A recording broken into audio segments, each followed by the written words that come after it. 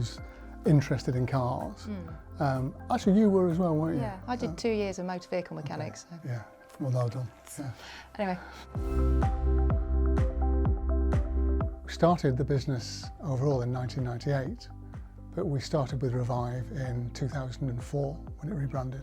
The model for the business was one man in a van.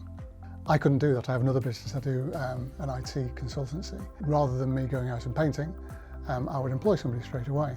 So my first task was to sign on the dotted line, go and do some training, and then find somebody. We've had 5 vans, 4 vans, 6 vans. We've now got a core of 4 that is about right for the area we're in. So we've got some growth plans for the future, but we think right now we're just growing with the number of technicians and vans that we've got.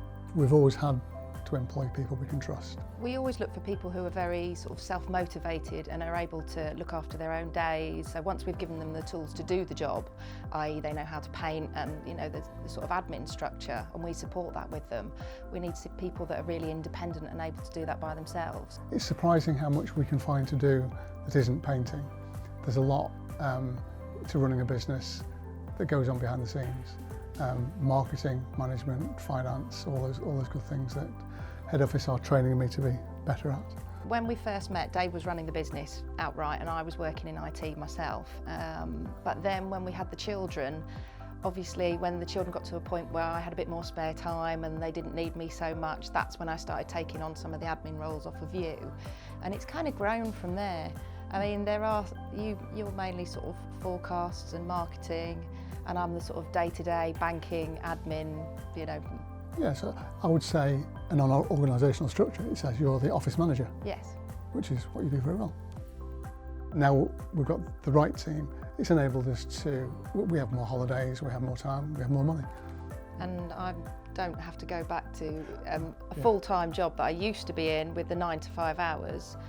So for me, it's brilliant because I can fit my work around the children. It's made our lives a lot more flexible, isn't it? Yeah, more fun.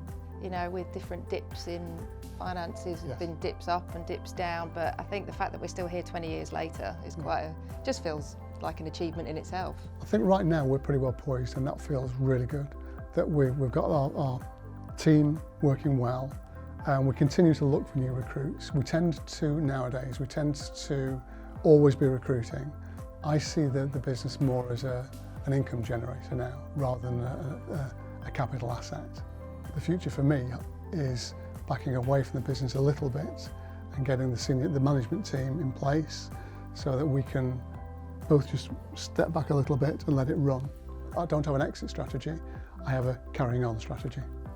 But I think as well, because the business model we run being managers rather than actual technicians, it's a lot easier for us to do that. Yeah. I mean, if we were actually an actual technician and we stopped work, we'd lose like a big income stream, wouldn't we? Yeah. Whereas this way, as you say, we could afford to... We're just an expense, aren't we?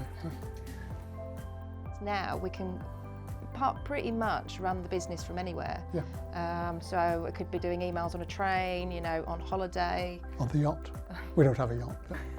Yeah, if we've ever been away, we can still answer queries when we're away. So it's still possible, even though we're not in the same country. It's much easier to run that way. It doesn't on a day-to-day basis. The business doesn't need us. No, or anything that does arise, we can kind of fix from wherever we are. We have full and frank discussions, don't we? We correct me if I'm wrong. I think I probably am. We quite successfully managed to. So if something needs doing. It gets done. It gets done. Yeah. Yeah. We may not always agree with one another, but we'll thrash it out until we get to the point where we need to be. And then I'll do what I'm told. We negotiate and agree, and I eventually realise that you're right. Yes. Yes. Be sure that you can commit to something that isn't going to make you £1 million tomorrow. It's a process. It takes time, but it's worth it.